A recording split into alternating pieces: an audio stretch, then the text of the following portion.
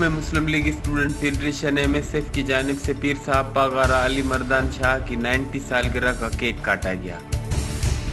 तफसील के मुताबिक शुक्रों में काजी शम्सुद्दीन राजड़ हाउस में पीर साहब पागारा अली मर्दान शाह की 19 सालगिरह का केक मुस्लिम लीग स्टूडेंट फेडरेशन की जानिब से काटा गया।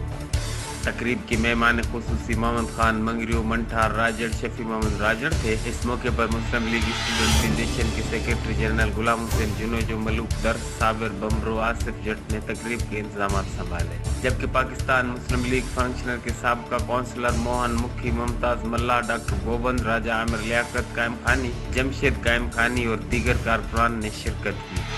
तकरीब का आगाज तिलावत कलाम पाक से किया गया। इस मौके पर मोहम्मद खान मंगरियो मंठार राजड़ शफी मोहम्मद राजड़ ने तकरीब से खिताब करते हुए कहा कि पीर साहब पागारा अली मर्दान शाह पाकिस्तान की वो शख्सियत थे जिनके दर पर पूरा इस्लामाबाद हाजिरी भरता था, और पीर साहब पागारा अली मर्दान शाह जिस पर भी अपनी शफकत का हाथ रख देते वो पारस हो जाता। उनकी 25 साल पुरानी पेशेनगोई अब सच साबित हो रही है। उनका पाकिस्तानी सियासत में कोई सानी नहीं। बाद में सालगिरह का केक काटा गया।